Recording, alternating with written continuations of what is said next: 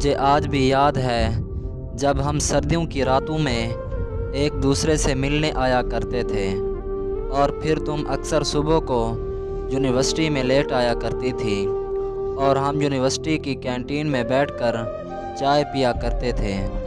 تب ہم دونوں باتوں میں اتنا مگن ہو جاتے تھے کہ ہمیں دنیا کی کوئی پرواہ نہیں رہتی تھی، اور پھر تمہاری ایک دوست تمہیں لینے آ جایا کرتی تھی اور تمہیں کہتی تھی کہ ارے یار جلدی چلو، ہماری یونیورسٹی کی بس چھوٹ جائے گی، کیا تمہیں گھر واپس نہیں جانا؟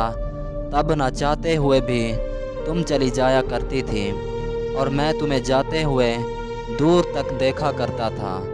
پھر میں اگلے دن کا انتظار بڑی شدت سے کیا کرتا تھا، اور جب تک تم سے مل نہیں لیتا تھا میری جان کو سکون نہیں ملتا تھا۔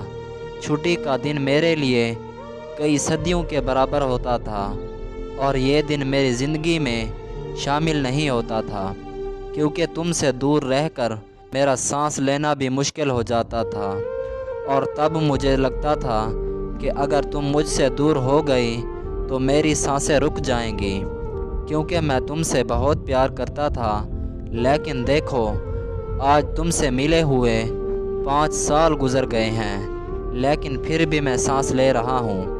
لیکن حقیقت یہ ہے کہ میں زندہ نہیں رہا، بلکہ ایک لاش بن گیا ہوں۔ میں ان 5 سالوں کو اپنی زندگی میں شامل نہیں کرتا، کیونکہ تمہارے بغیر اس زندگی سے موت اچھی ہے۔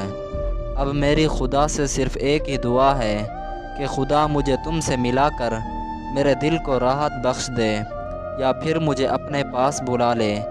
مجھے اس دردناک زندگی سے مر جانا ہی بہتر لگتا ہے۔ تمہارے ہونے سے ہی میری زندگی میں سکون تھا، اور تمہارے بغیر زندگی جینے کا تصور بھی نہیں کر سکتا۔